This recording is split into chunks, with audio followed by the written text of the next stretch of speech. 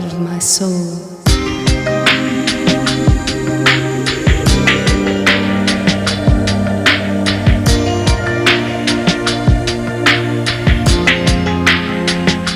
Nei giorni scorsi, a bordo del battello che da 20 anni solca le acque del bacino lacustre del Flumendosa, si è svolta la presentazione ufficiale delle numerose novità che interessano il consorzio turistico dei laghi e nuraghi, a partire dall'insediamento del nuovo presidente Samuele Gaviano, sindaco di Serri, che raccoglie il testimone da Barbara Laconi, prima cittadina di Sadari, alla guida del consorzio negli ultimi anni.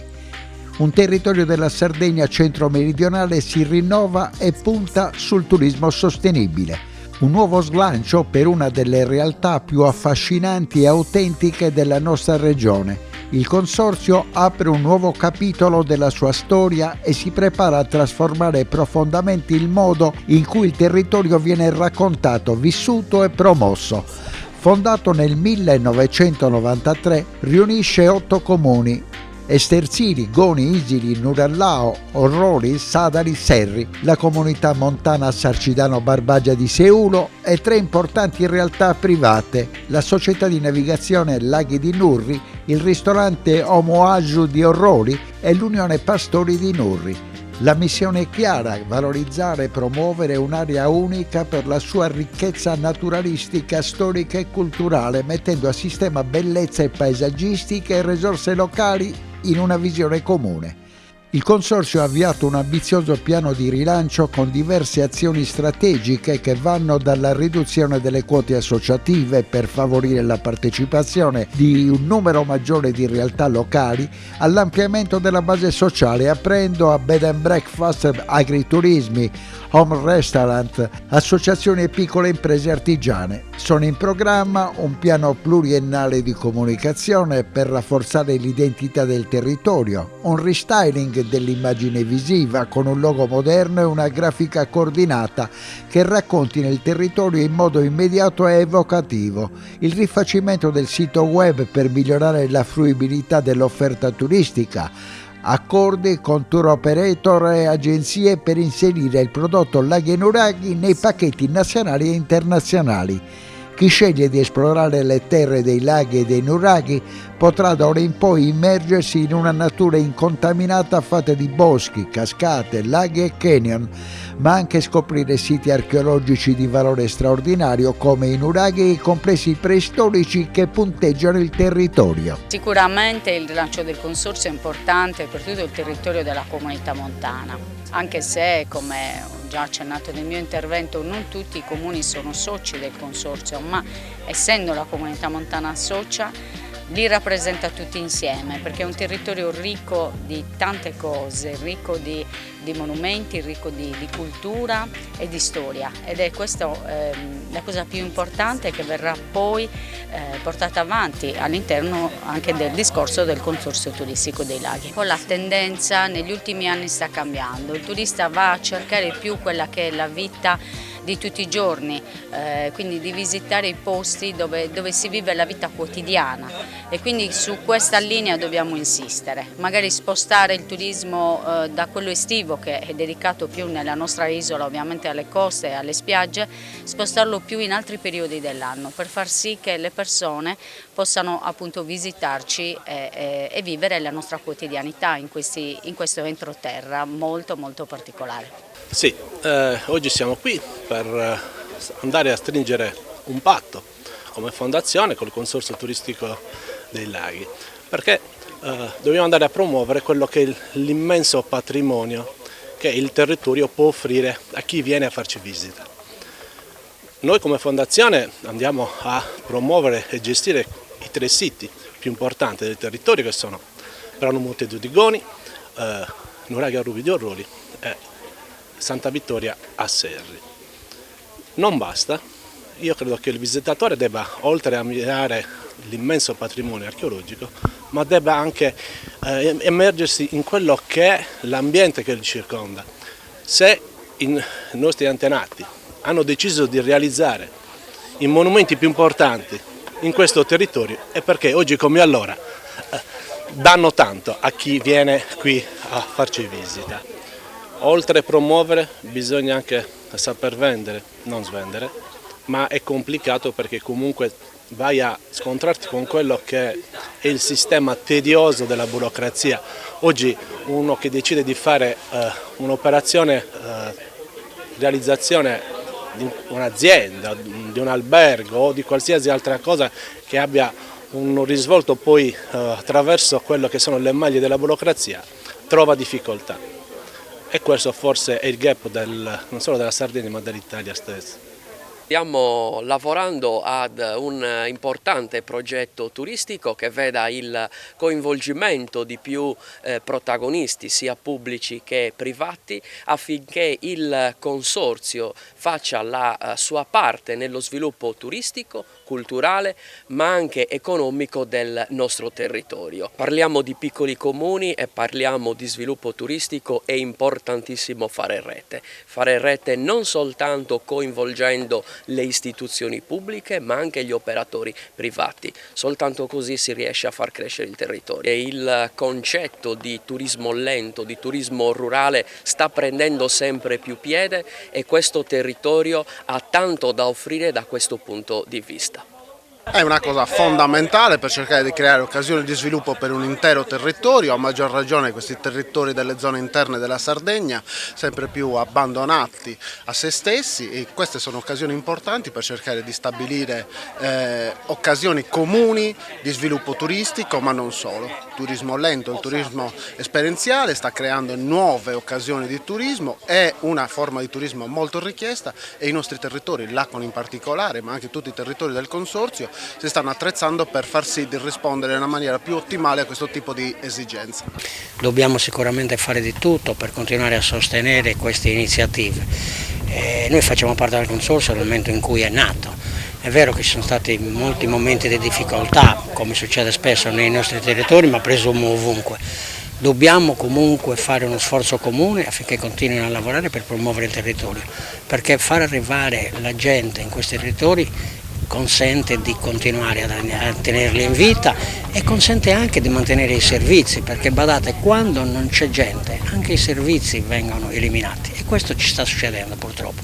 Però sicuramente può essere un incentivo ad alimentare quelle che sono oggi solo produzioni di nicchia molto ridotte.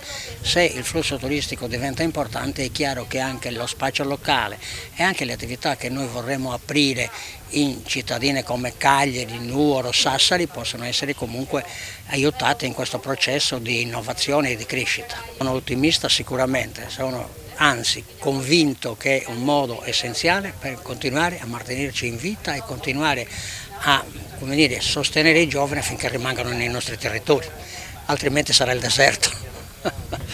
Le posso dire solo una cosa, che quest'anno compiamo 20 anni di attività, perciò siamo stati un punto di riferimento nel territorio. Molta gente ci conosce, ma se non ci conoscono non è che non conoscono il battello, proprio non conoscono questo territorio. È un territorio stupendo, ci permette di poter vedere delle zone della Sardegna che altrimenti non si vedono normalmente e stiamo ripartendo anche noi. Sacco di imprevisti, il Covid, legislazioni nuove, bisogna adeguarsi alle nuove normative, però stiamo rimettendo tutto quanto a posto e stiamo ripartendo con l'attività che ci permette di poter far apprezzare al meglio questa parte della Sardegna. Il lago offre uno spettacolo unico perché non trovi più la presenza dell'uomo. Abbiamo le case, il lago, la montagna e la foresta. Abbiamo 17 km di percorso, noi quando facciamo le escursioni percorriamo 10 km a scendere e altri 10 per risalire e in questi 20 km abbiamo la natura in tutto il suo splendore. Come imprenditore fai affidamento anche agli altri tuoi colleghi, però le posso garantire che fare il turismo all'interno è veramente difficile e quei pochi che lo stanno facendo lo fanno con tutto il cuore e io sono uno di quelli. Love of my soul.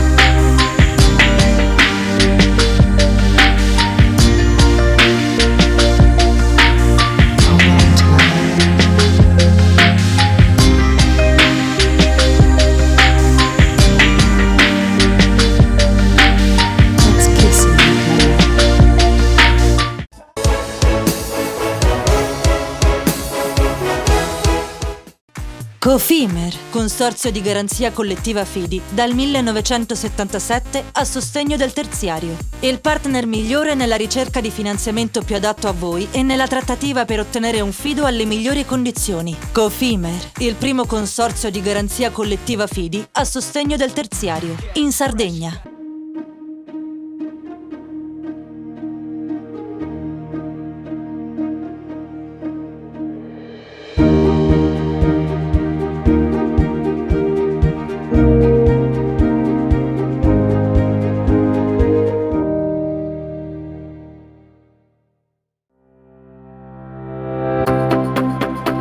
Remosa, in attività in Sardegna dal 1955. Oggi è leader nazionale nello sviluppo del progetto Idrogeno Verde. Con Remosa, l'energia green del futuro è di casa. Fai impresa, la fai bene, meriti credito. Non c'è solo il credito bancario. Con i mini bond e le cambiali finanziarie coperti dal fondo di garanzia, i tuoi progetti trovano nuovi investitori che credono in te. Contatta Spheres.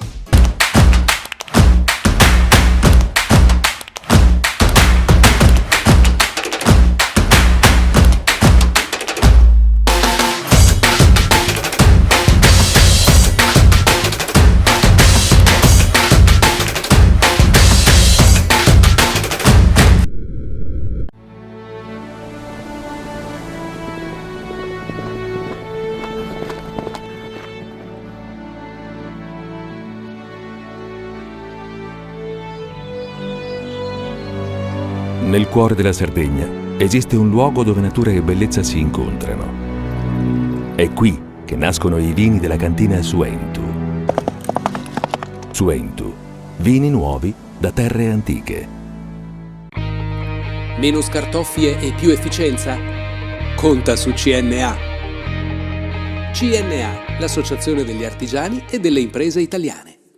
Setrand, settore ecologia. Siamo in grado di attivare il servizio di pronto intervento ecologico in caso di emergenza e con potenziale contaminazione delle matrici ambientali. Forti delle nostre competenze e dei nostri mezzi, realizziamo bonifiche di siti inquinati anche da amianto. Dal 1979 al servizio dell'ambiente in Sardegna. Panorama Sardo, in collaborazione con Cofimer, il primo consorzio di garanzia collettiva Fidi a sostegno del terziario, in Sardegna. Con Remosa, l'energia green del futuro è di casa. Suentu, vini nuovi da terre antiche. Fratelli Cellino, la qualità è emozione. CNA, l'associazione degli artigiani e delle imprese italiane. Grafiche Ghiani, l'esperienza di una vita, l'innovazione più avanzata. SE Trand, settore ecologia, dal 1979 al servizio dell'ambiente in Sardegna.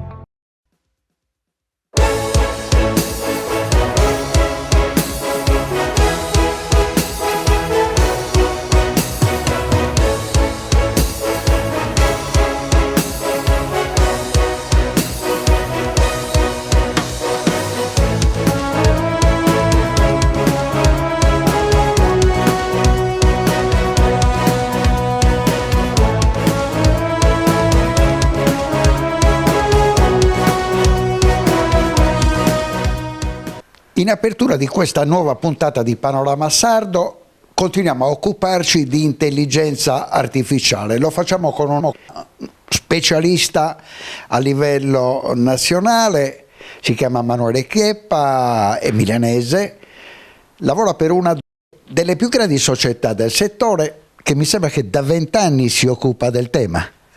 Sì, sono 20 anni che ci occupiamo di intelligenza artificiale, la mia azienda collabora con questa società senese che è uno spin-off dell'Università di Siena, molto vicino al CNR, e sono 20 anni che ci occupiamo di intelligenza artificiale. Quanto siete cresciuti, Emanuele, in questi ultimi anni? No, esponenziale. Cresciamo a una cifra ogni anno e a livello numerico abbiamo dei numeri importanti perché siamo oramai una realtà internazionale, siamo stati comprati da un gruppo internazionale e siamo oltre 250 persone. Che si occupa di intelligenza artificiale in realtà è un team di 70-80 persone che sono ingegneri sviluppatori oppure ingegneri della comunicazione, quindi neurolinguisti per intenderci. Vorrei parlare con te in questa puntata di come può essere applicata l'intelligenza artificiale al mondo che ci interessa moltissimo, quello del turismo in Sardegna. Allora, il turismo, come dicevamo poco fa, secondo me è uno dei temi caldi. Noi non stiamo ancora affrontando il mondo del turismo. Oggi in questo momento ci stiamo occupando tantissimo di banche, assicurazioni, mercato del mondo energy. E il turismo lo stiamo osservando naturalmente molto bene e non potrà assolutamente il turismo rimanere fuori da questo mondo di intelligenza artificiale perché sarà un asset strategico e verrà governato sempre di più da engine di intelligenza artificiale globali. Chi si occupa di turismo in maniera locale o nazionale deve assolutamente allinearsi e quindi può utilizzare engine di intelligenza artificiale che consentono magari di fare prenotazioni oppure procedere con magari acquisti ancillari senza necessariamente passare dalla reception piuttosto che passare dagli operatori che prenotano necessariamente in struttura, e quindi alcune attività che sono attività rutinarie oppure di basso valore aggiunto possono essere assolutamente ingaggiate e svolte da un'intelligenza artificiale. Quindi avremo nel mondo del turismo degli agenti che ci aiutano a fare delle azioni per nostro conto, quindi prenotare piuttosto che comprare appunto attività all'interno di strutture turistiche. Chi rimane fuori da questo circuito avrà grandi problemi? No, non avrà grandi problemi, nel senso che ci sono delle strutture molto piccole che cureranno nel dettaglio i clienti, però il valore aggiunto di applicare una soluzione di intelligenza artificiale anche per quelli piccoli è sicuramente un valore aggiunto. Cioè, non si può dire che rimarranno tagliati fuori, però il valore aggiunto è talmente alto e il mondo sta cambiando ovviamente e parlerà solo la lingua dell'intelligenza artificiale che non si può pensare di starne fuori, ecco, in piccole o in grandi attività all'interno di un'azienda. Mentre aspettavamo prima dell'inizio della trasmissione ti ho raccontato che ho iniziato un anno fa a utilizzare l'intelligenza artificiale per tradurre in scritto un'intervista come questo. C'è questo sito americano, tu gli dai 50 centesimi, gli dai l'audio e lui, tutto per via telematica ovviamente, e lui ti dà la traduzione per scritto con la punteggiatura perfetta. E tu mi dicevi che io pago i 50 centesimi, ma loro ottengono un grande vantaggio.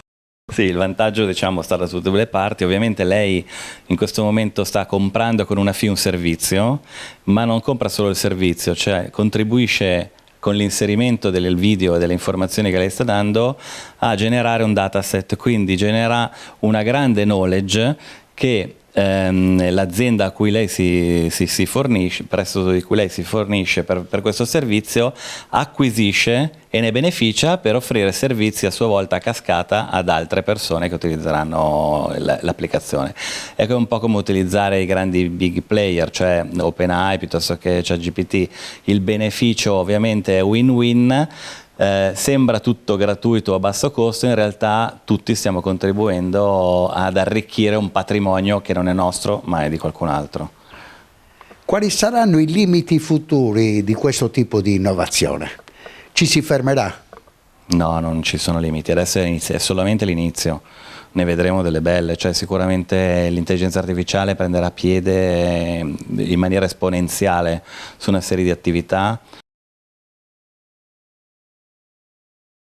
E bisogna, dal mio punto di vista, bisogna imparare a conoscerla e conoscere le potenzialità, perché a me capita spesso di parlare con clienti che non sono neanche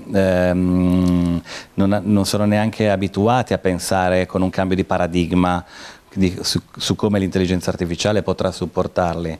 In realtà sarà un cambiamento esponenziale, quantico, che ci toccherà a tutti. Ripeto, è solo l'inizio, non possiamo pensare di rimanerne fuori, ecco.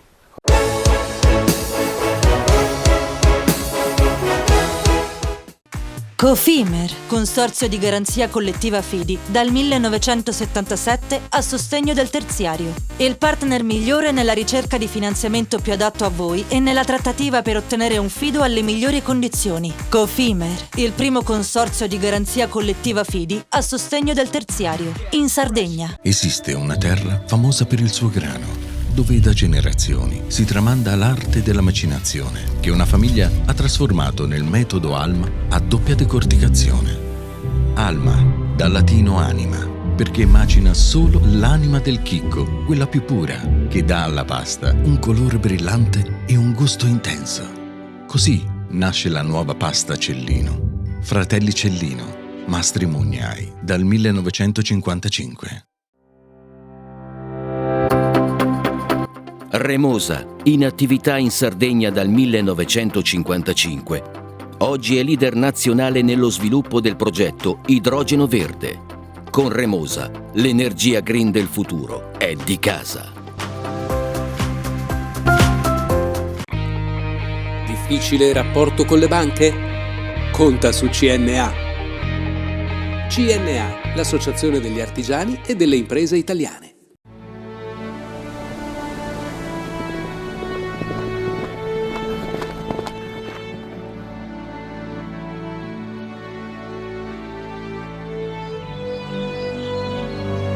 Nel cuore della Sardegna esiste un luogo dove natura e bellezza si incontrano. È qui che nascono i vini della cantina Suentu. Suentu, vini nuovi da terre antiche. Fai impresa, la fai bene, meriti credito. Le garanzie diventano importanti. Il fondo di garanzia agevola il tuo accesso al credito. Se una banca ti presta denaro, hai garanzia a prima richiesta. Se ottieni 100, la garanzia copre fino a 80. La maggior parte delle garanzie è gratis. Il dettaglio sul sito spheres.it. Siamo la più grande industria tipografica della Sardegna. Dall'81 stampiamo tutte le tirature, su tutti i supporti e con le tecnologie più avanzate del settore, garantendoti elevatissima qualità e la più totale dedizione e cura. Grafiche Ghiani, l'esperienza di una vita, l'innovazione più avanzata. Setrand, settore ecologia. Mettiamo a disposizione la nostra struttura organizzativa fornendo un valido supporto per la gestione dei rifiuti speciali pericolosi e non pericolosi. Grazie agli impianti innovativi e al costante sviluppo tecnico recuperiamo oltre il 70% dei rifiuti da noi gestiti. Dal 1979 al servizio dell'ambiente in Sardegna.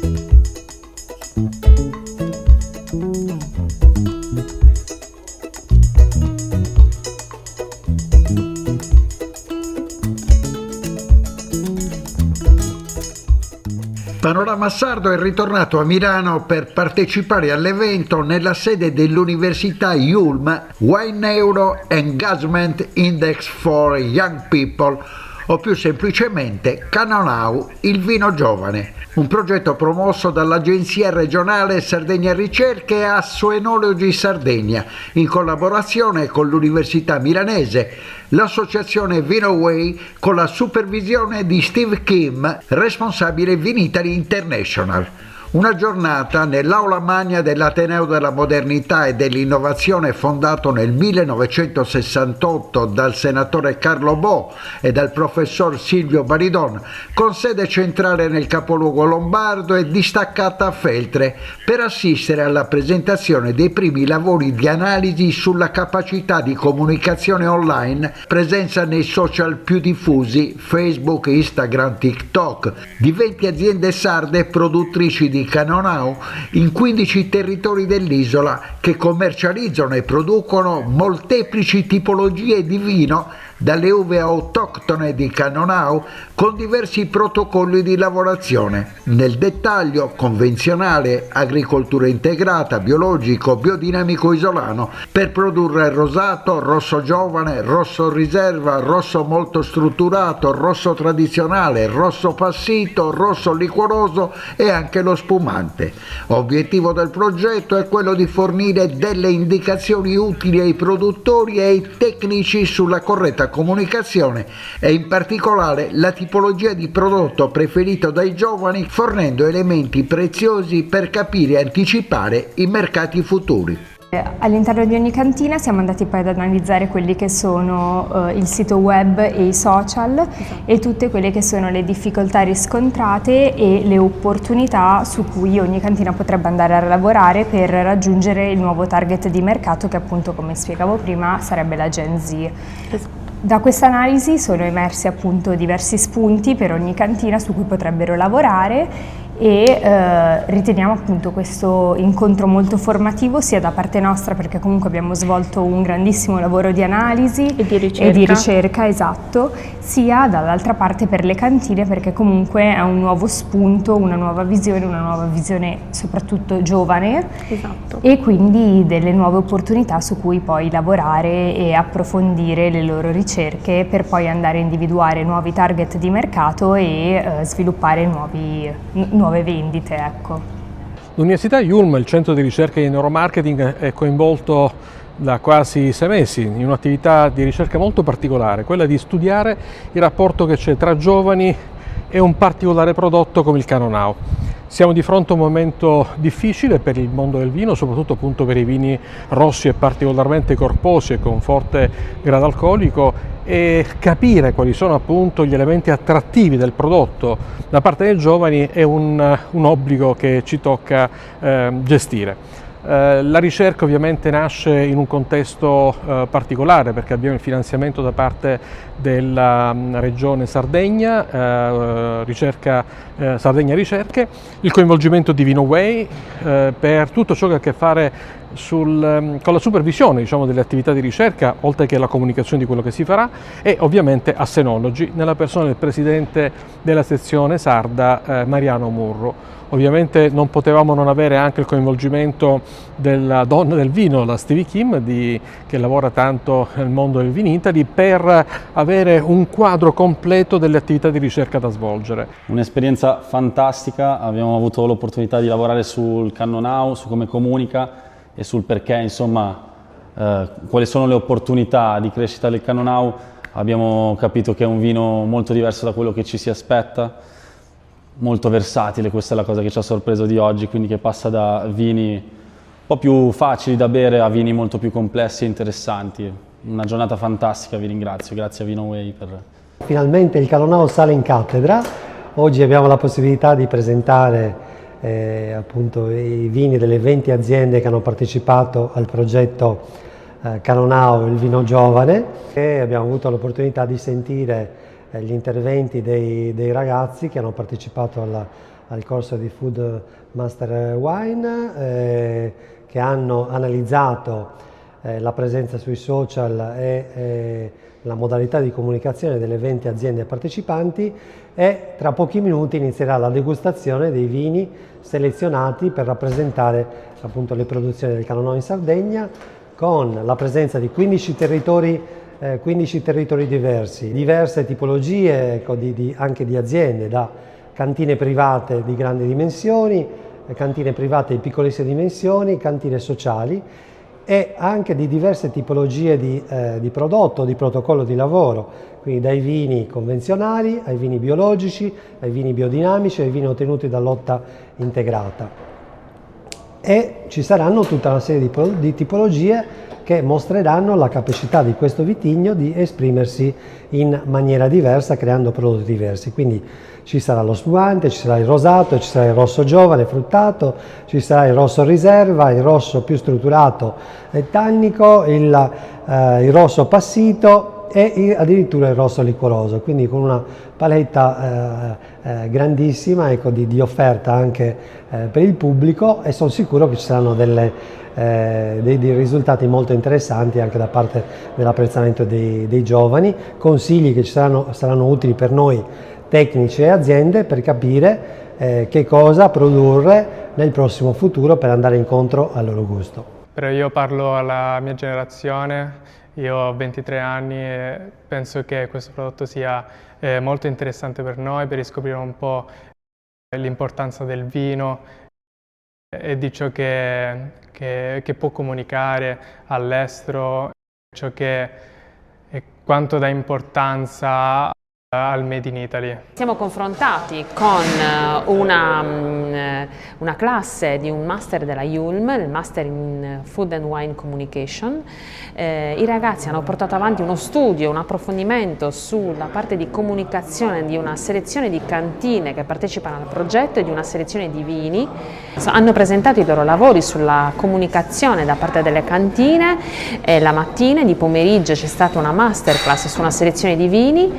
I ragazzi hanno dichiarato che in seguito allo studio e alla masterclass hanno cambiato completamente opinione sul Cannonau, ne hanno approfondito la conoscenza, sono rimasti molto soddisfatti e hanno dichiarato che assolutamente è un vino da acquistare. Quindi diciamo che uno dei primi passi del progetto è stato sicuramente fatto e uno degli obiettivi è stato raggiunto pienamente, cioè la comunicazione del Cannonau come un vino giovane. Nei siti web sono stati andati a individuare quando quel sito web può essere emotivo o tangibile o soprattutto quando può andare a influire nel consumatore per l'acquisto di quel prodotto o di quel tipo di vino. Dai progetti oggi sono emersi appunto che molte cantine appunto c'è una mancanza di magari finanziamenti su questo punto di vista, che noi ragazzi appunto di questo settore crediamo che sia veramente fondamentali. Soprattutto ci siamo accorti che in molte aziende manca un aspetto che è quello dell'enoturismo, che oggi crediamo che sia una parte fondamentale per la Sardegna, in quanto si va a creare un legame ancora più forte sia col territorio ma soprattutto col consumatore o col turista che viene dall'estero. Una interessante collaborazione tra territori vinicoli importanti come quelli della Sardegna e del vino Cannonau, la nostra organizzazione di categoria, l'Università Yulm, la struttura di comunicazione di VinoWay, per un progetto di interessante valorizzazione della produzione locale, ma più che altro di confronto con le nuove tendenze dei consumi e con le esigenze del pubblico sempre più giovanile. Un'iniziativa che vorrà sicuramente portare nel mondo e nel mercato internazionale questo prodotto con una nuova veste e con una nuova, diciamo, appeal promozionale.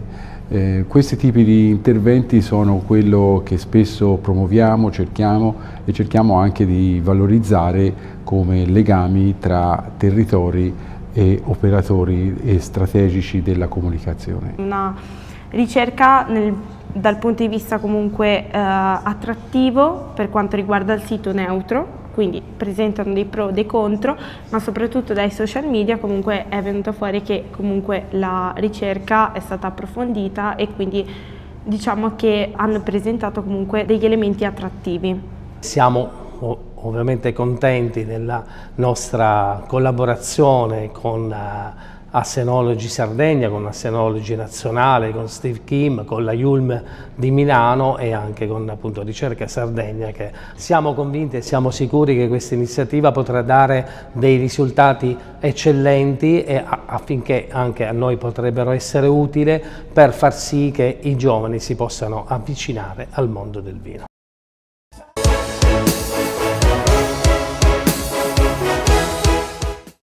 Cofimer, consorzio di garanzia collettiva Fidi, dal 1977 a sostegno del terziario. Il partner migliore nella ricerca di finanziamento più adatto a voi e nella trattativa per ottenere un fido alle migliori condizioni. Cofimer, il primo consorzio di garanzia collettiva Fidi a sostegno del terziario, in Sardegna.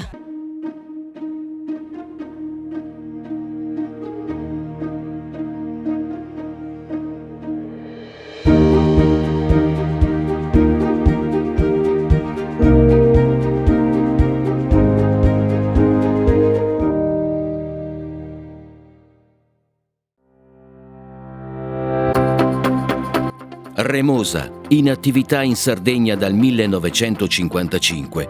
Oggi è leader nazionale nello sviluppo del progetto Idrogeno Verde. Con Remosa, l'energia green del futuro è di casa. Fai impresa, la fai bene, meriti credito. Non c'è solo il credito bancario. Con i mini bond e le cambiali finanziarie coperti dal fondo di garanzia, i tuoi progetti trovano nuovi investitori che credono in te. Contatta Spheres.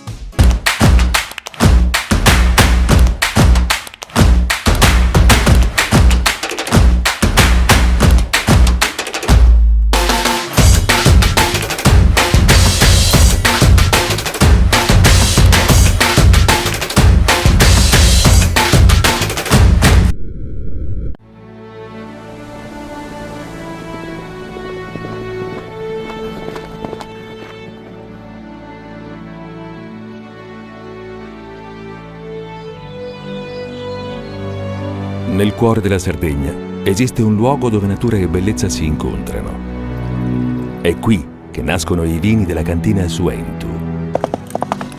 Suentu, vini nuovi da terre antiche. Meno scartoffie e più efficienza? Conta su CNA. CNA, l'associazione degli artigiani e delle imprese italiane. Setrand, settore ecologia. Siamo in grado di attivare il servizio di pronto intervento ecologico in caso di emergenza e con potenziale contaminazione delle matrici ambientali. Forti delle nostre competenze e dei nostri mezzi, realizziamo bonifiche di siti inquinati anche da amianto. Dal 1979 al servizio dell'ambiente in Sardegna.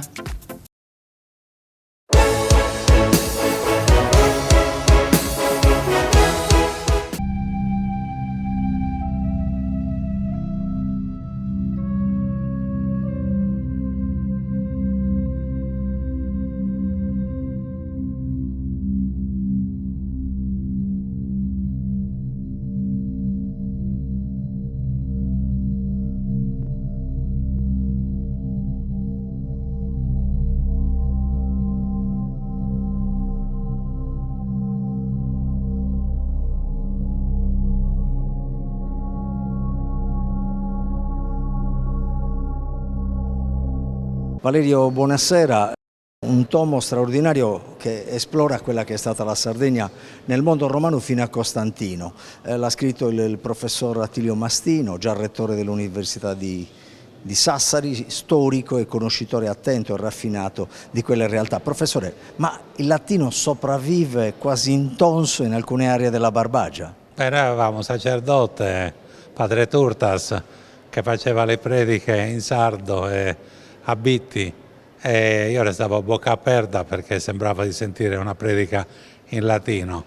La cosa che credo che siamo riusciti a dimostrare è che la quadripartizione di quella che consideriamo la fase più originale della Sardegna, l'età giudicale, la divisione dunque Arborea, Cagliari, Torres e Olbia, è una divisione che in realtà si è sviluppata dopo il passaggio di Cesare in Sardegna, che ha promosso Cagliari, Carales, municipio di cittadini romani, Tarros, Colonia, Turris Ripisonis, Colonia, mentre Olbia ha avuto un'altra storia. Quindi la quadripartizione della Sardegna è antica e i confini tra la regione turritana, la regione arborense e la regione caralitana sono confini antichi.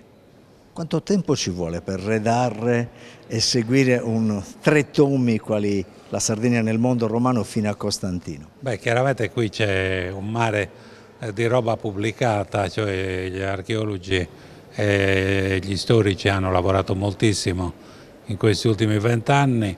Il capofila era lei?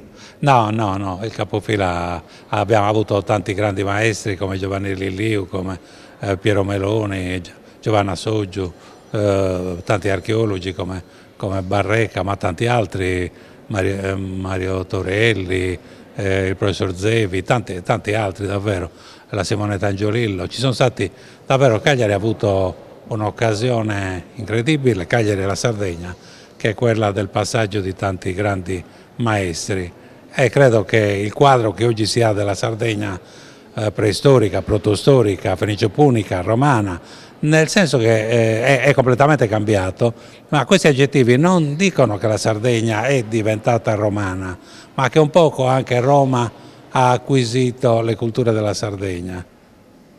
Per i sardi, che tipo, per il cittadino comune, quale può essere, come dire, il privilegio di poter andare a trovare in ordine addirittura didascalico le notizie dei propri antenati? Qui c'è un esame delle strade, della viabilità, delle divinità. Io faccio soltanto un esempio. Nella selva oscura del Gennargentu si veneravano due divinità inquietanti, Diana e Silvano. E c'è un governatore della Sardegna che nelle angustie del passaggio attraverso il monte pone una dedica per farsi amici questi due dei.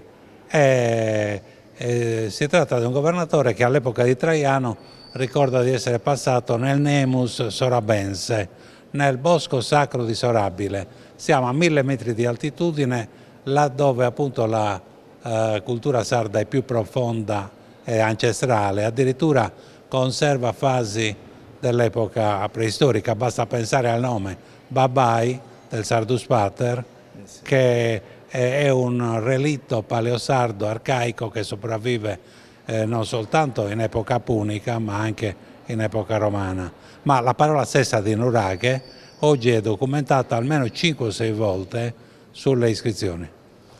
Pubblicato da Unica Press, prossimo alla traduzione anche in inglese, dove accadrà? A Cambridge abbiamo avuto un contributo della Fondazione di Sardegna per la traduzione, che è curata dal professor David Brett dell'Università di Sassari.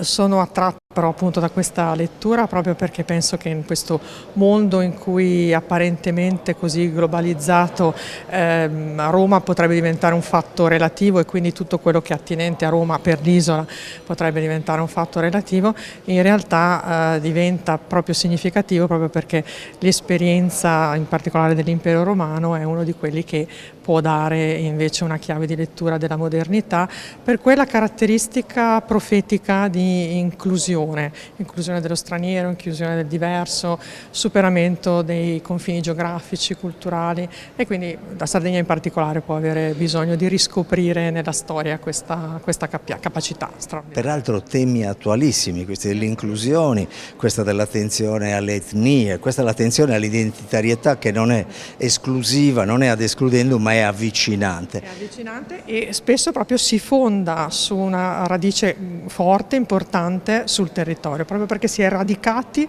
nel proprio territorio, allora si è forti abbastanza da poter includere anche la diversità in una sintesi nuova che porta l'umanità ad una tappa sicuramente migliore e superiore. Senta professoressa, lei è neodirettrice del Dipartimento, quindi in bocca al lupo, quindi lei si deve chiedere per forza in che modo si arriva allo studente che vive in una bolla di social network e di situazioni poco verificate, quasi mai verificabili?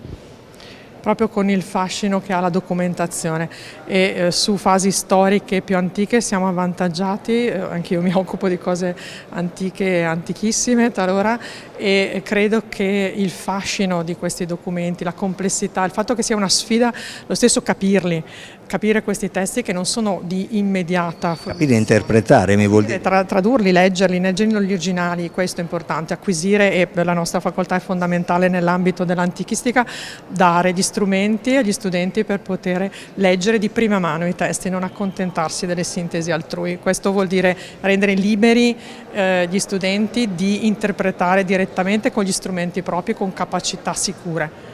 In questo penso che sia davvero una lezione fondamentale quella del professor Mastino con questi 3 volumi. Professor Maninchedda, l'opera del professor Mastino, da storico e da cittadino, che tipo di impatto ha in un'attualità che va sempre troppo di fretta, insegue i social? In che modo queste opere che sposano ancora la carta divulgano, disseminano e sono vicine alla realtà contemporanea? Diciamo che oggi c'è una tendenza a portare i cittadini a vivere il presente senza consapevolezza, cioè a diventare consumatori dei contenuti disponibili senza chiedersi il perché. Un libro come questo del professor Mastino certamente fornisce una prospettiva che diversamente non si avrebbe. La collana che appunto lo inquadra è Sardinia e Memorie, se non erro. Ecco, qual è il tipo di soddisfazione che prova nel vedere, insomma, i libri sono come dei figli, nascono e poi hanno una loro vita? La collana Sardinia e Memoria nasce da un progetto finanziato dalla Fondazione di Sardegna e dalla cooperativa San Camillo dell'Ellis di Sassari. Conta circa 20 volumi, dalla preistoria ai giorni nostri, ed è una collana che è rivolta a tutti coloro che nel mondo, perché viene pubblicata in open access, sono interessati a capire questa particolarità che è la Sardegna, che non è isolata, è semmai uno scrigno che raccoglie molte cose sia dall'Europa che dal Mediterraneo.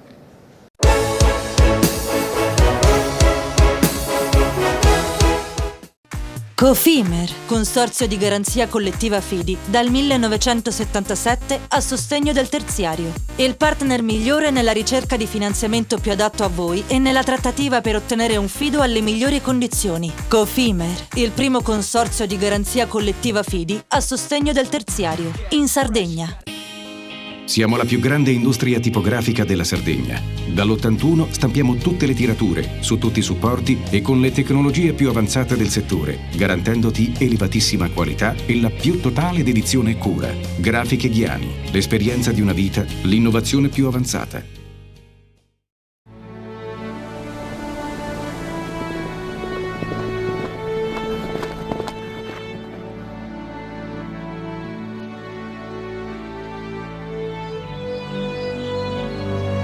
Nel cuore della Sardegna esiste un luogo dove natura e bellezza si incontrano. È qui che nascono i vini della cantina Suentu. Suentu, vini nuovi da terre antiche.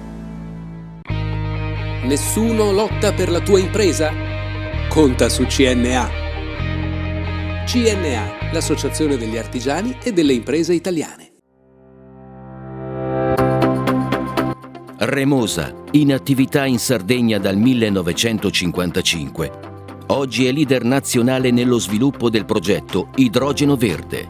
Con Remosa, l'energia green del futuro è di casa. Fai impresa, la fai bene, meriti credito. Le garanzie diventano importanti. Il fondo di garanzia agevola il tuo accesso al credito. Se una banca ti presta denaro, hai garanzia a prima richiesta. Se ottieni 100, la garanzia copre fino a 80. La maggior parte delle garanzie è gratis. I dettagli sul sito sfirso.it. Fratelli Cellino, mettiamo la nostra qualità in buone mani. La farina per i professionisti. Nuovo mulino, nuove farine. Setrand, settore ecologia. Mettiamo a disposizione la nostra struttura organizzativa fornendo un valido supporto per la gestione dei rifiuti pericolosi e non pericolosi, in linea con la nostra certificazione EMA. Dal 1979 al servizio dell'ambiente in Sardegna.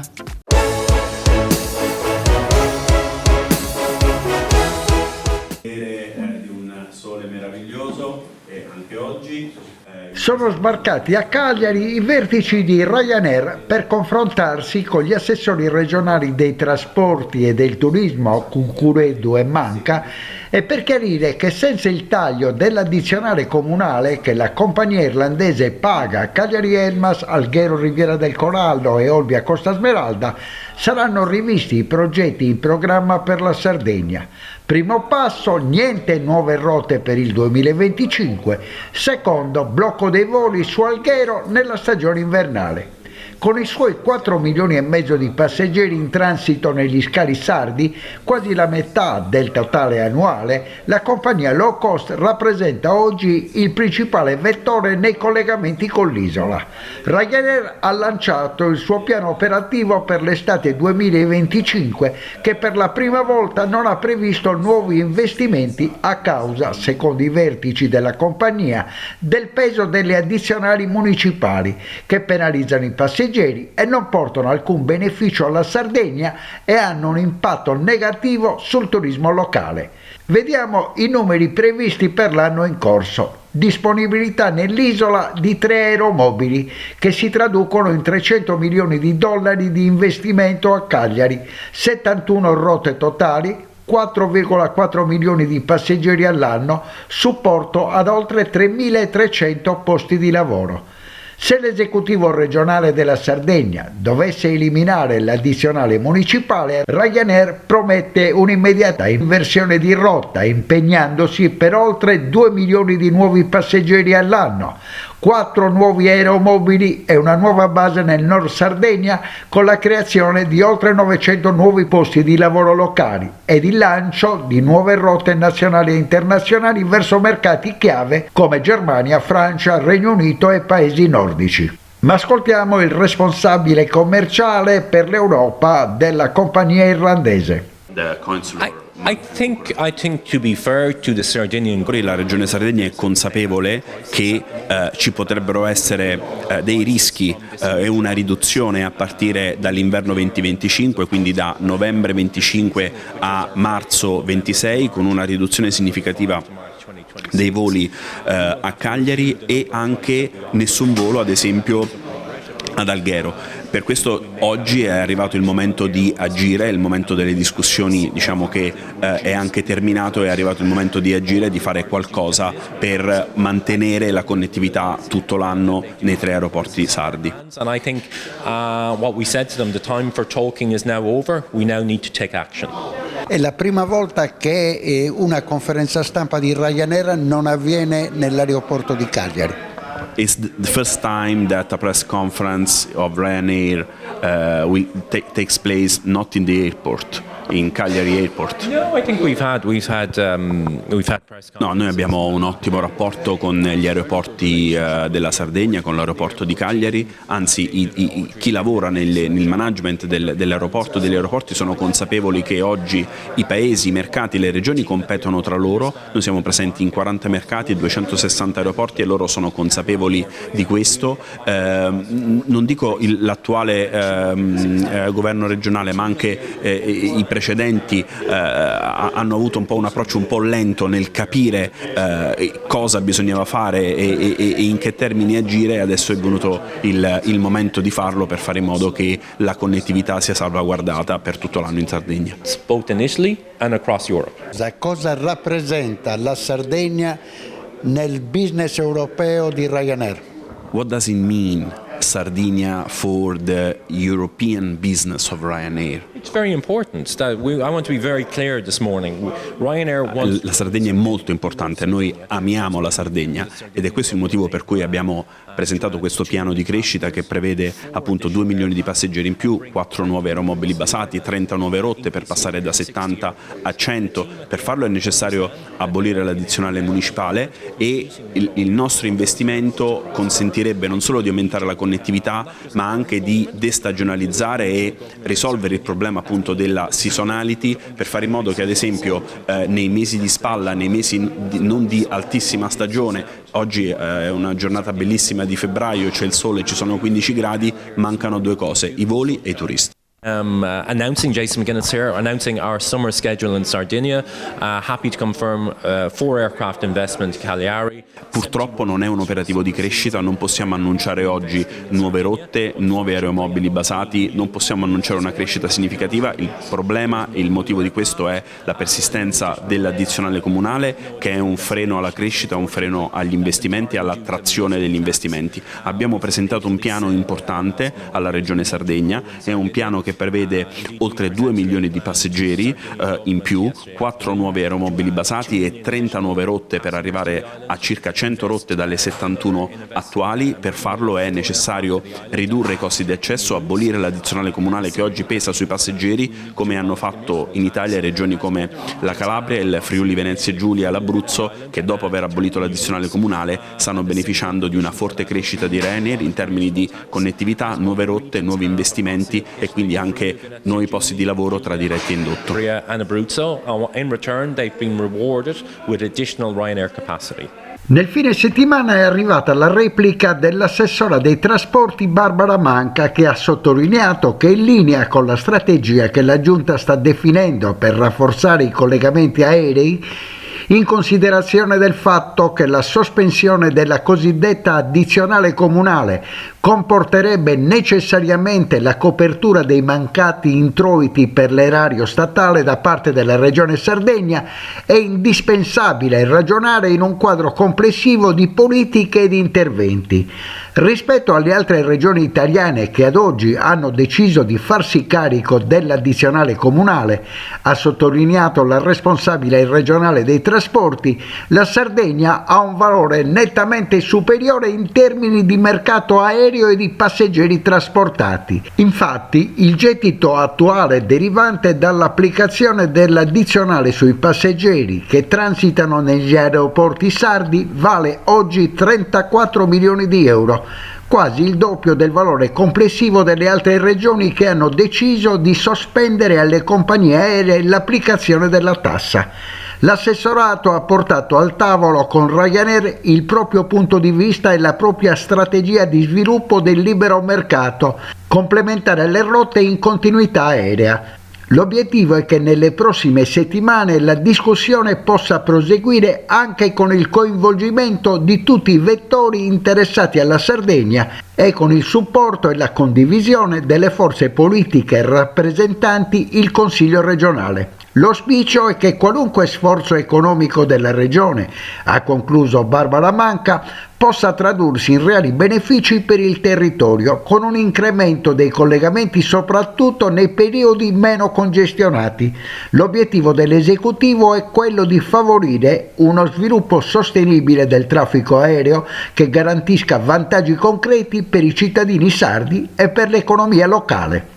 Sul tema non si è fatta attendere la replica di Paolo Truzzu, leader dell'opposizione in assemblea consiliare, che ha dichiarato che mentre la giunta Todde continua a perdere tempo, altre regioni hanno già deciso di abolire l'addizionale comunale sul diritto d'imbarco ed oggi un'importante compagnia come Ryanair per la prima volta da anni non presenta nuove rotte e nuovi investimenti per la Sardegna. L'abolizione di questa tassa aeroportuale agevolerebbe l'applicazione del fondamentale diritto dei sardi alla mobilità e allo sviluppo socio-economico dell'isola, consentendo l'aumento dei collegamenti con gli aeroporti sardi. Inoltre, ha proseguito Truzzu, non rappresenterebbe un costo ulteriore per il bilancio della regione Sardegna, bensì un concreto investimento. Nello scorso mese di luglio Fratelli d'Italia ha depositato una proposta di legge nazionale affinché la tassa non si applichi più negli aeroporti dell'isola ed ha concluso con l'auspicio che la giunta regionale finalmente si pronunci, evitando di perdere un'importante opportunità.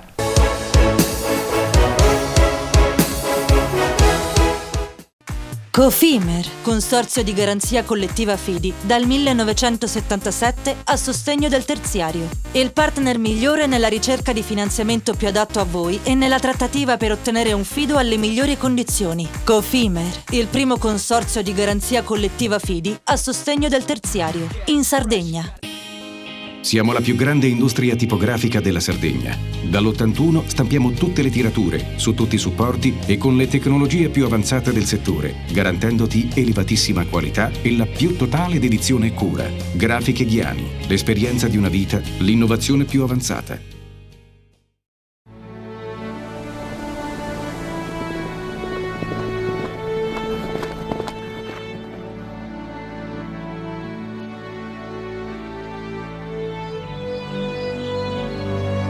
Nel cuore della Sardegna esiste un luogo dove natura e bellezza si incontrano. È qui che nascono i vini della cantina Suentu.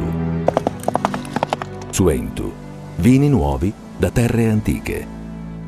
CNA, l'associazione degli artigiani e delle imprese italiane.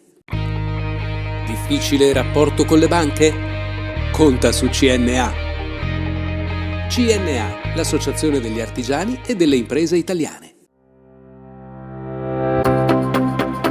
Remosa, in attività in Sardegna dal 1955. Oggi è leader nazionale nello sviluppo del progetto Idrogeno Verde. Con Remosa, l'energia green del futuro è di casa. Fai impresa, la fai bene, meriti credito. Le garanzie diventano importanti. Il fondo di garanzia agevola il tuo accesso al credito. Se una banca ti presta denaro, hai garanzia a prima richiesta. Se ottieni 100, la garanzia copre fino a 80. La maggior parte delle garanzie è gratis. I dettagli sul sito sfirso.it. Scopri le fette biscottate speciali Cellino. Latte e miele, ciocco-fette e fette di bosco. Tutte senza lattosio e in comode monoporzioni da 4 fette. Per una fetta sempre biscottata. Setrand, settore ecologia. Mettiamo a disposizione la nostra struttura organizzativa fornendo un valido supporto per la gestione dei rifiuti pericolosi e non pericolosi, in linea con la nostra certificazione EMA. Dal 1979 al servizio dell'ambiente in Sardegna.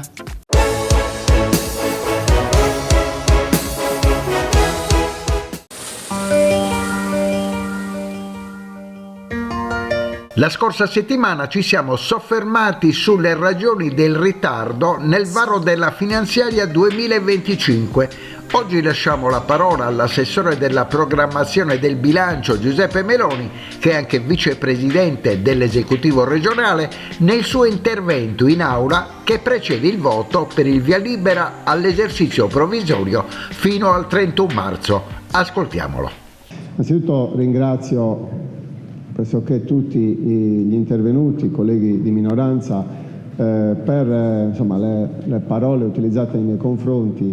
Vi ringrazio davvero, però credo di non meritare assoluzioni piuttosto che solidarietà, semplicemente perché sono abituato ad assumermi le responsabilità delle scelte che facciamo e che faccio. E noi responsabilmente abbiamo deciso di prendere una strada, che è quella di evitare, così come ci è stato suggerito già prima del 3 di gennaio, ma anche dopo il 3 di gennaio, di evitare di portare avanti una finanziaria tecnica, perché pensiamo che una finanziaria tecnica, al di là dello sblocco di alcune situazioni nell'imminenza, non faccia l'interesse dei sardi, in particolare quando è accompagnata da buoni propositi, come mi è capitato di assistere nella precedente legislatura, collegati alla finanziaria o a variazioni successive, che poi nei fatti la maggioranza di allora non è stata in grado di tramutare in scelte probabilmente di programmazione che non fossero last minute, quindi nell'ultimo scorcio dell'esercizio, così come è accaduto peraltro nel 2024 a noi, con un bilancio che abbiamo ereditato, l'abbiamo già detto e ridetto più volte, sappiamo tutti i motivi, la parifica è arrivata in ritardo, il rendiconto che non era pronto e quindi in giunta approvato solo a fine maggio.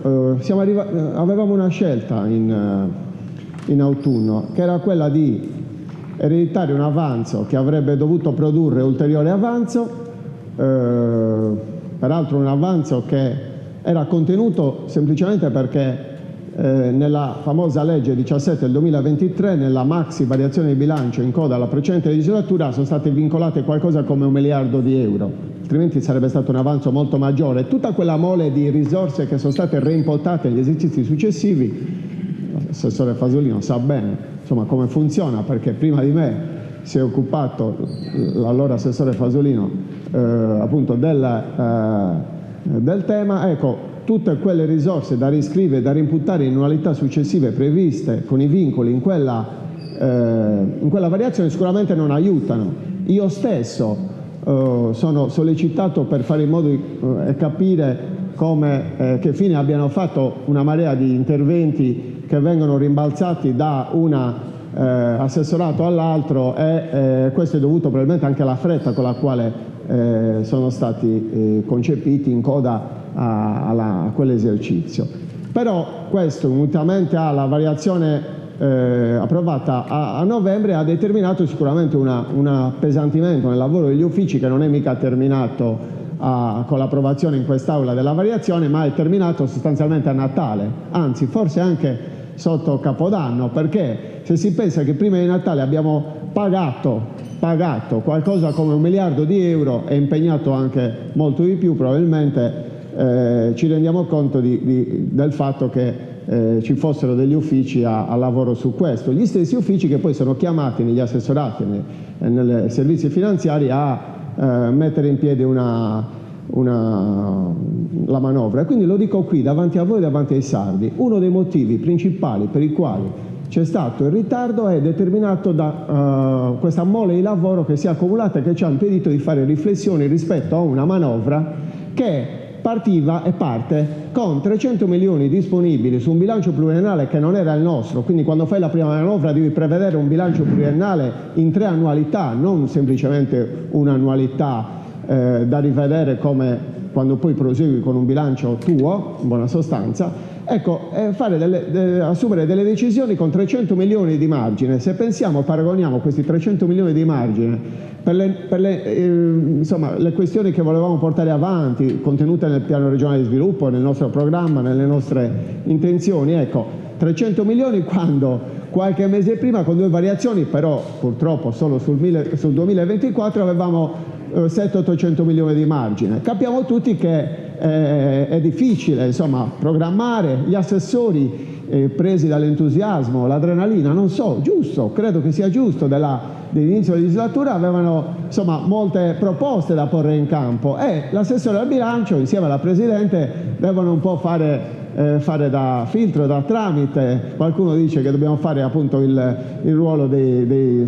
quelli, insomma, che devono pensare semplicemente agli agili numeri, però è chiaro che teniamo conto sempre che ci siamo presentati ai sardi con un programma e questo programma deve essere realizzato. E poi c'è il Consiglio, quindi c'è anche la parte da dedicare al Consiglio che non può essere certamente dimenticata, anche perché il Consiglio non ha solo risorse di quali disporre nel caso in cui lo volesse, scegliesse, tagliasse in base alla proposta eccetera, ma probabilmente anche delle politiche da avanzare collegate alle risorse. Qualcuno ha detto che senza le risorse non si può fare nulla, è vero, e io dalle risorse vorrei parlare, per fare anche vorrei fare anche un appello alla minoranza. Cerchiamo di venirci incontro anche rispetto a una base di partenza che è veramente preoccupante. Lo vedremo poi nel momento in cui approveremo la manovra, perché quando viene meno la compensazione, per esempio, che è stata assicurata dal governo Draghi fino al 2024 e non più dal 2025 dal governo che è intervenuto successivamente, sulla questione delle minori entrate per quanto riguarda il gettito IRPEF, in particolare sulle riforme fiscali, è chiaro che stiamo parlando di 150 milioni in meno nel bilancio. È chiaro che quando abbiamo 300 e continuiamo a avere 311 milioni di accantonamenti è pesante. È chiaro che quando abbiamo sul 25 e poi 27 milioni sul 25 per il nuovo patto di stabilità, che diventano 85 per il 26, per il 27, diventa complicato. E diventa complicato chiaramente fare tutte queste scelte che hanno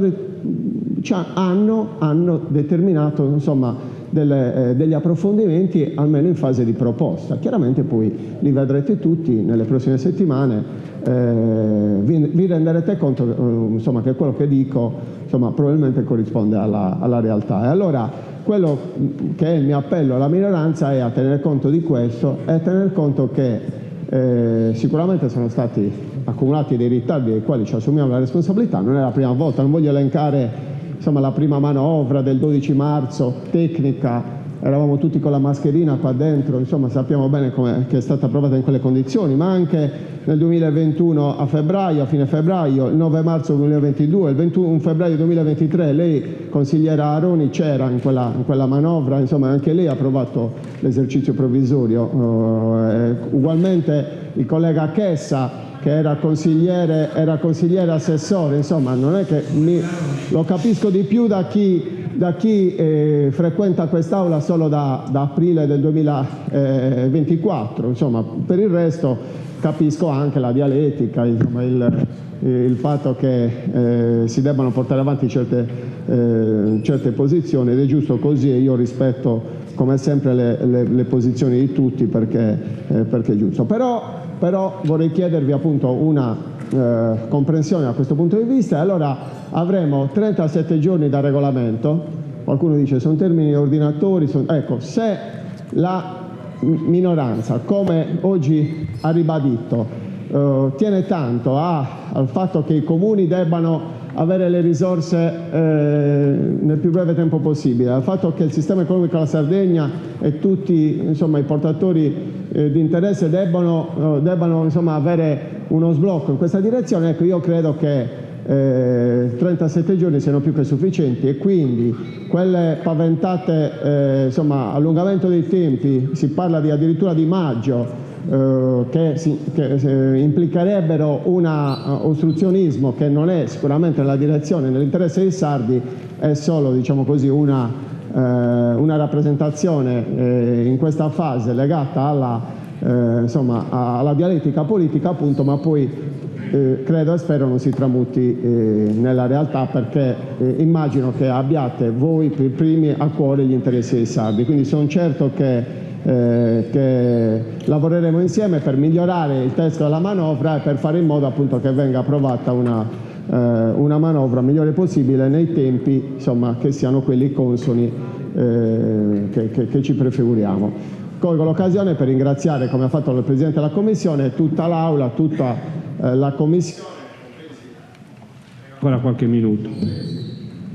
Alla fine non sono bastati 10 minuti, compresi e in particolare i consiglieri di minoranza, che avrebbero potuto in Commissione allungare i termini, e i tempi invece ci hanno consentito di entrare in Aula per approvare l'esercizio provvisorio. Grazie.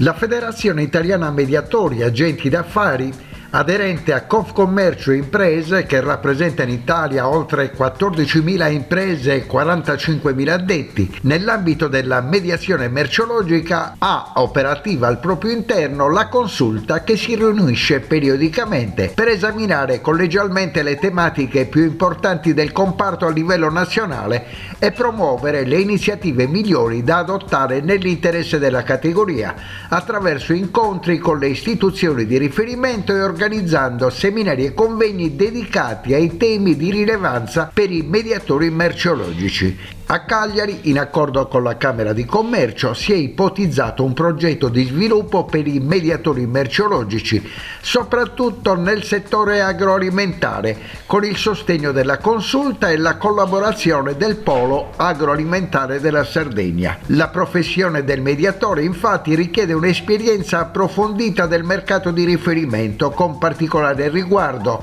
solo per riportare alcuni argomenti, al continuo aggiornamento dei prezzi, alla conoscenza costante delle disponibilità attuali e delle previsioni future sulla consistenza delle derrate in rapporto alle situazioni meteorologiche, alle previsioni sui consumi interni ed internazionali rapportate alla previsione sui raccolti, ad una continua e attenta vigilanza circa la solvibilità delle parti cui viene proposto l'affare. In una chiave di globalizzazione, dove i mercati sono influenzati sicuramente dalle multinazionali e dalle situazioni geopolitiche, il ruolo del mediatore poi diventa ancora più importante, con un focus internazionale.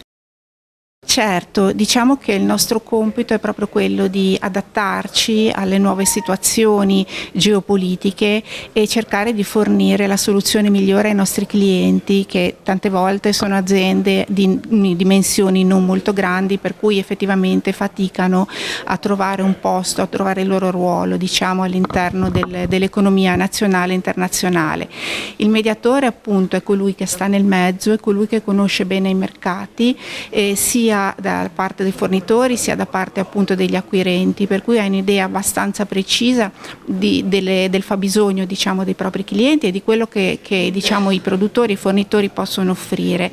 Il nostro ruolo appunto di intermediario, di sensale, come si diceva una volta, è proprio quello di portare, diciamo, una sorta di stabilità, di equilibrio tra due parti che a volte, diciamo, sono parecchio in contrasto, soprattutto in questo periodo in cui i mercati sono molto turbolenti.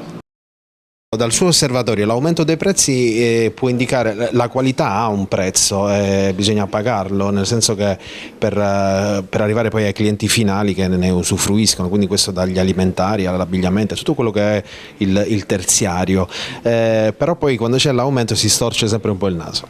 Ma allora io appunto sono attiva nel mercato dell'olio, quindi il settore alimentare forse è un po' diverso rispetto agli altri, perché il settore ad esempio la moda o quant'altro che ha citato magari è anche più influenzato proprio dalle mode stesse, dalle abitudini e quant'altro.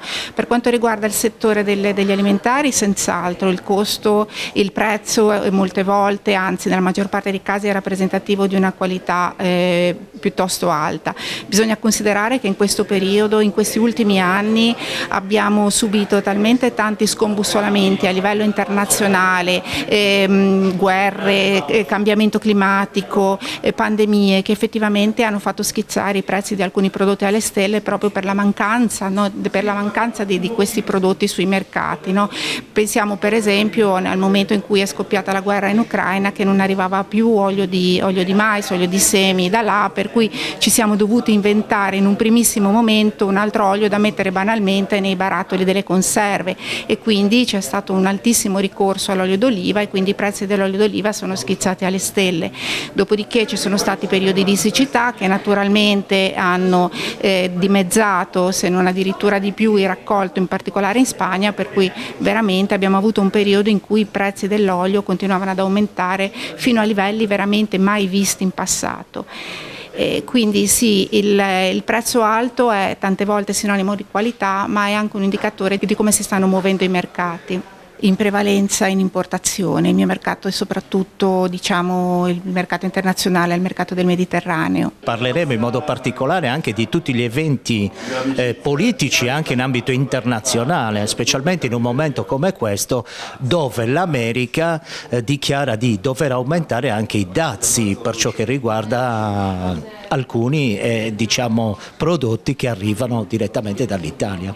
Fondamentale il ruolo dei moderatori a 360 gradi, perché poi sono il collante fra chi consuma e chi produce.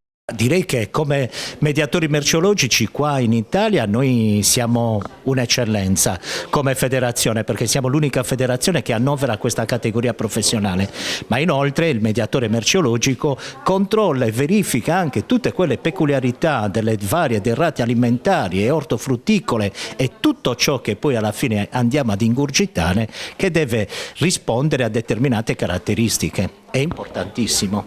Visto il parterre di oggi, cosa emerge? Qual è la strada da percorrere?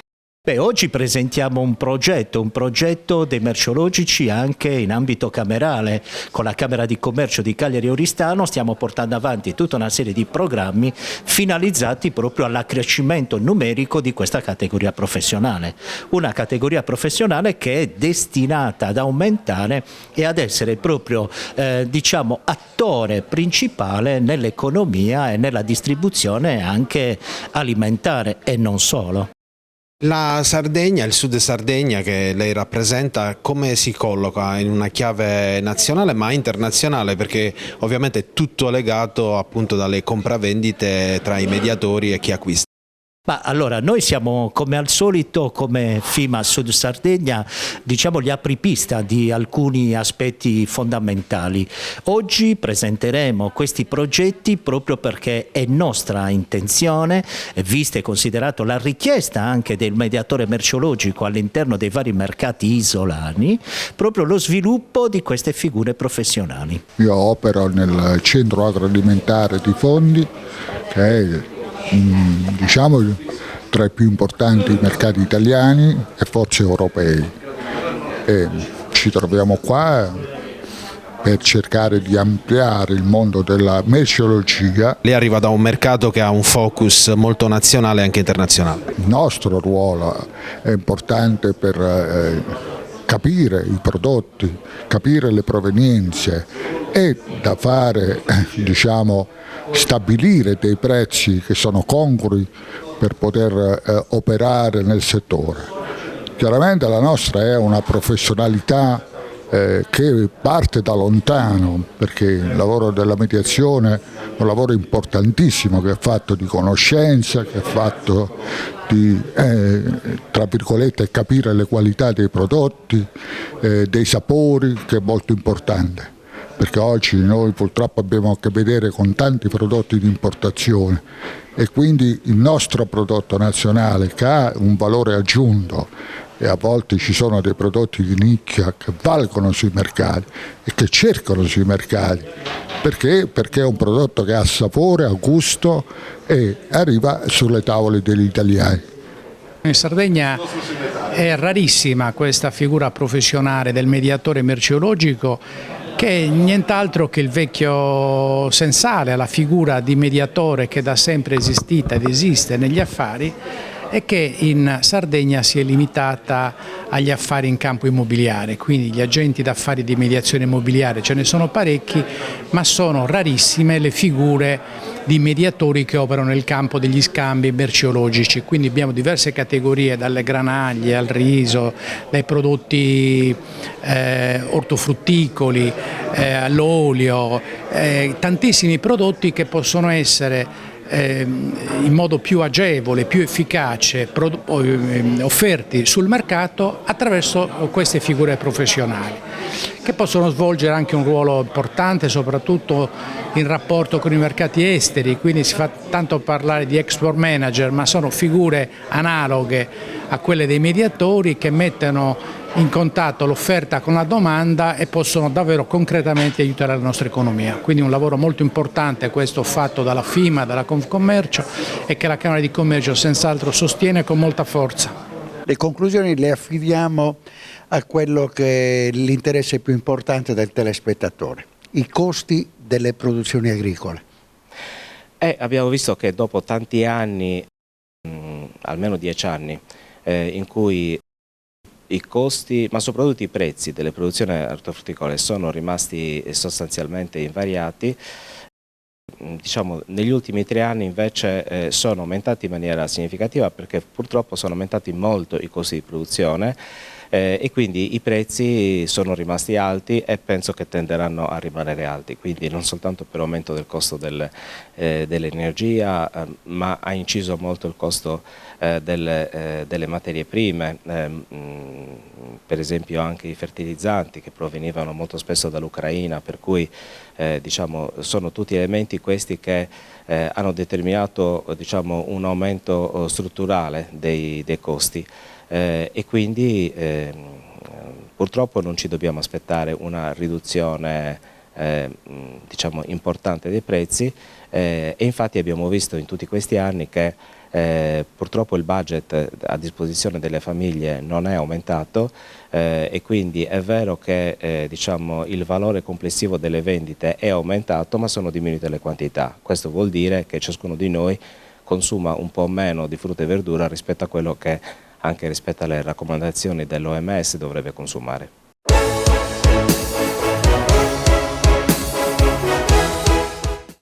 Cofimer, consorzio di garanzia collettiva Fidi, dal 1977 a sostegno del terziario. Il partner migliore nella ricerca di finanziamento più adatto a voi e nella trattativa per ottenere un fido alle migliori condizioni. Cofimer, il primo consorzio di garanzia collettiva Fidi a sostegno del terziario, in Sardegna.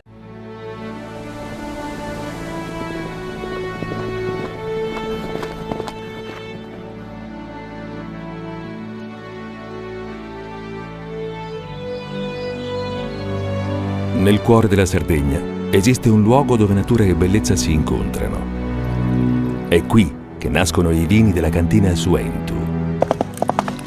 Suentu, vini nuovi da terre antiche. Meno scartoffie e più efficienza? Conta su CNA. CNA, l'associazione degli artigiani e delle imprese italiane. Fai impresa, la fai bene, meriti credito. Le garanzie diventano importanti. Il fondo di garanzia agevola il tuo accesso al credito. Se una banca ti presta denaro, hai garanzia a prima richiesta. Se ottieni 100, la garanzia copre fino a 80. La maggior parte delle garanzie è gratis. Il dettaglio sul sito spheres.it. Remosa, in attività in Sardegna dal 1955. Oggi è leader nazionale nello sviluppo del progetto Idrogeno Verde. Con Remosa, l'energia green del futuro è di casa. Tutto inizia da un amore. Le farine, i mangimi, la pasta, le fette biscottate, la distribuzione, l'ospitalità. Dal 1953, Gruppo Cellino. Non c'è limite ai sogni. Siamo la più grande industria tipografica della Sardegna. Dall'81 stampiamo tutte le tirature, su tutti i supporti e con le tecnologie più avanzate del settore, garantendoti elevatissima qualità e la più totale dedizione e cura. Grafiche Ghiani, l'esperienza di una vita, l'innovazione più avanzata. Setrand, settore ecologia. Forti delle nostre competenze e dei nostri mezzi, realizziamo bonifiche di siti inquinati anche da amianto. Mettiamo a disposizione la nostra struttura organizzativa fornendo un valido supporto per la gestione dei rifiuti pericolosi e non pericolosi, in linea con la nostra certificazione EMA. Dal 1979 al servizio dell'ambiente in Sardegna.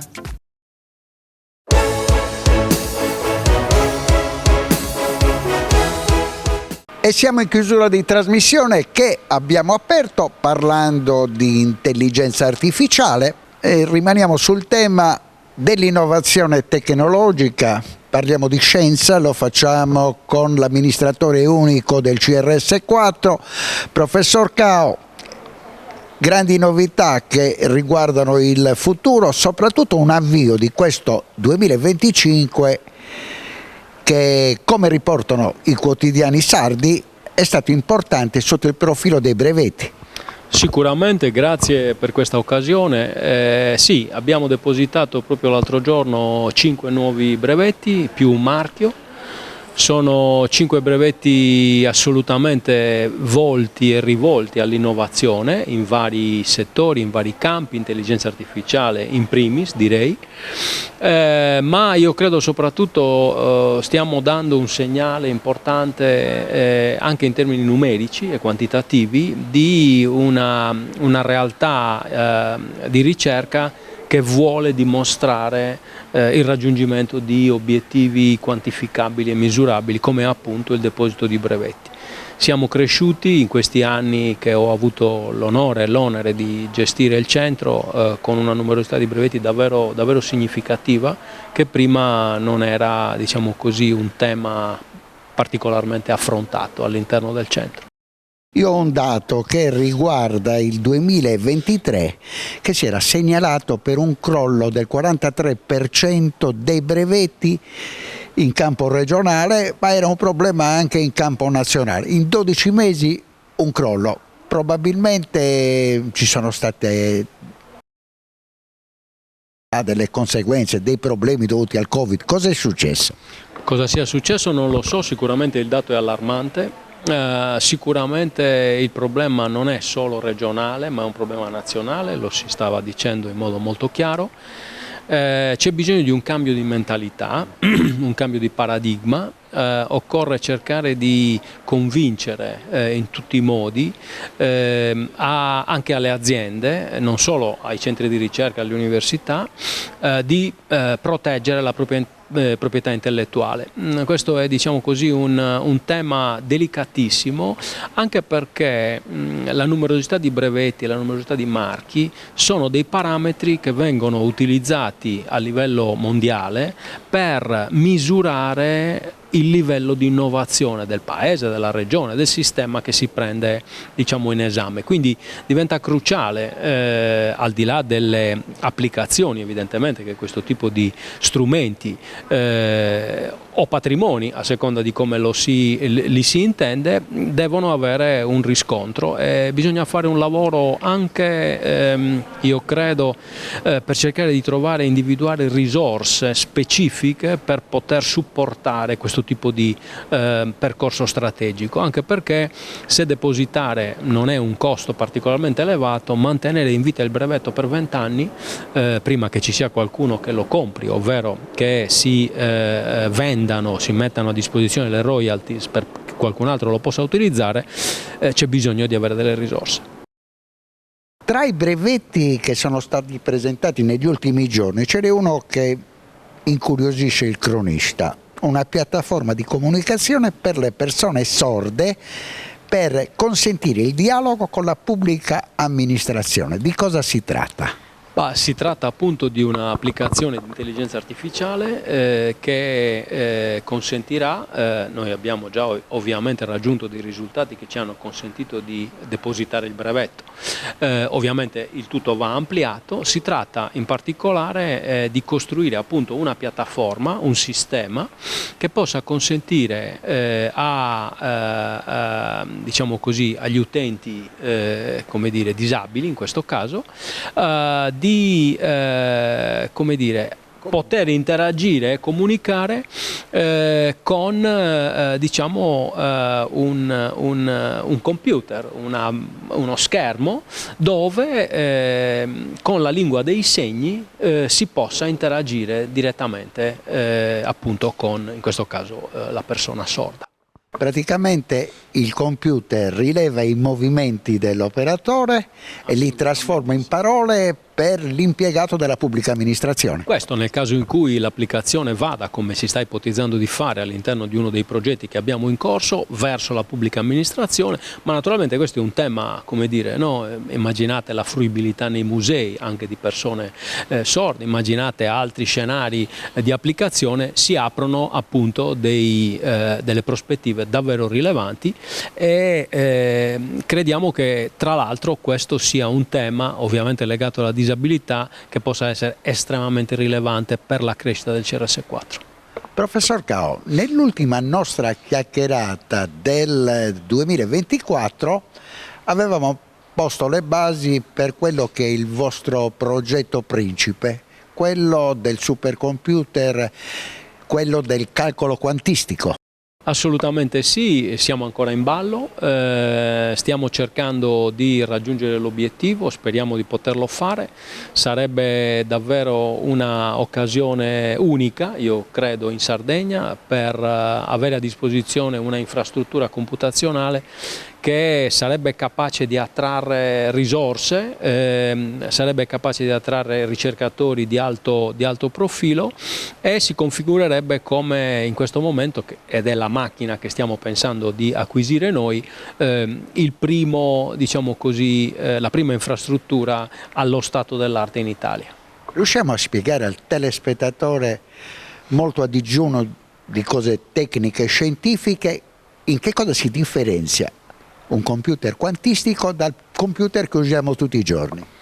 Senza entrare in dettagli troppo tecnici, le macchine tradizionali lavorano con i bit, quindi diciamo possono acquisire un valore 0,1.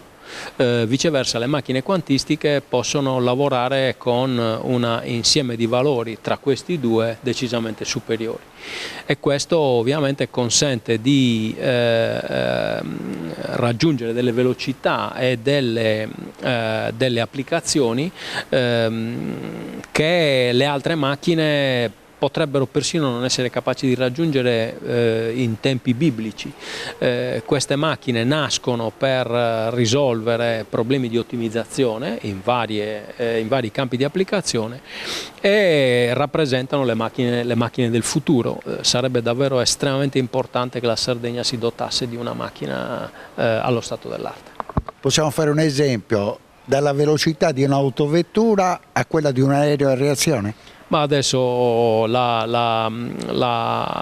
paragone forse non è esattamente proprio. Diciamo così che esistono delle classi di problemi di ottimizzazione che poi vengono declinati in chiave matematica naturalmente, che le macchine tradizionali, i cosiddetti high performance computer attuali non sono in grado di risolverle, mentre la macchina quantistica consente di farlo in tempi assolutamente accettabili. Un tempo la macchina quantistica aveva il problema del surriscaldamento, oggi si è riusciti a ovviare a questa problematica?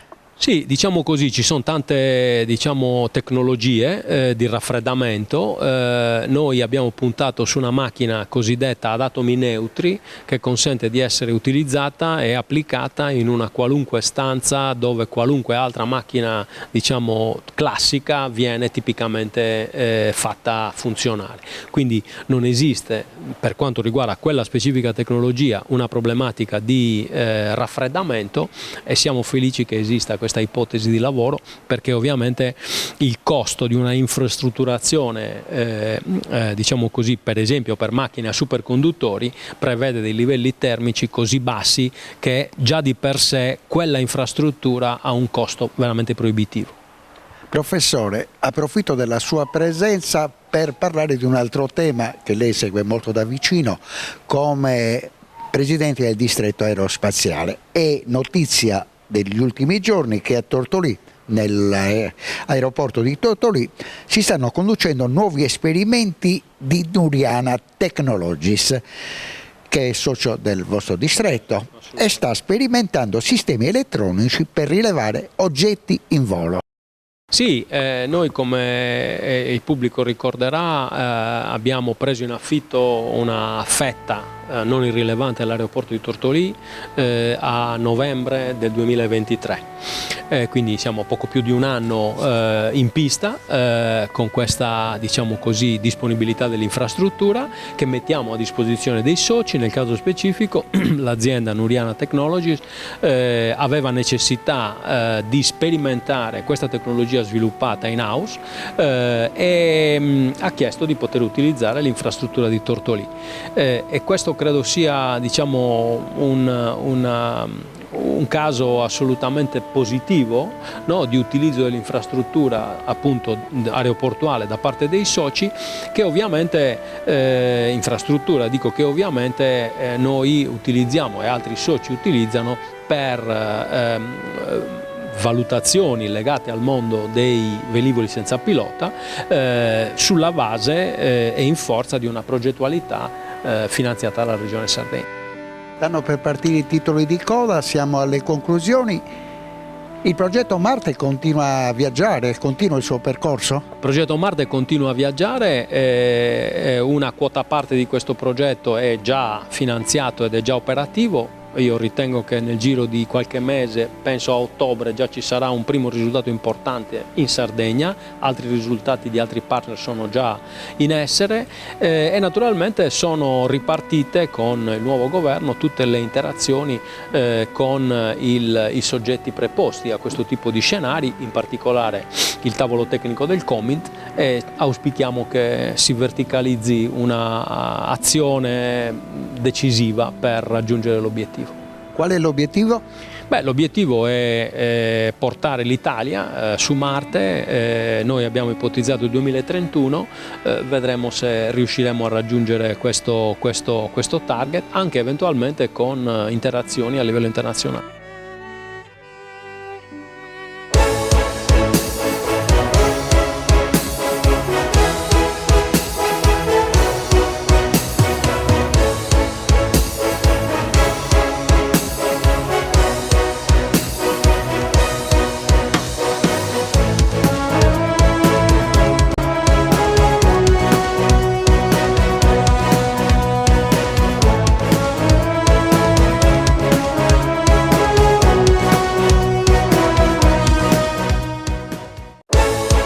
Panorama Sardo, in collaborazione con Cofimer, il primo consorzio di garanzia collettiva Fidi a sostegno del terziario, in Sardegna. Suentu, vini nuovi da terre antiche. Fratelli Cellino, la qualità è emozione. Con Remosa, l'energia green del futuro è di casa. Grafiche Ghiani, l'esperienza di una vita, l'innovazione più avanzata. CNA, l'associazione degli artigiani e delle imprese italiane. SE Trand, settore ecologia, dal 1979 al servizio dell'ambiente in Sardegna.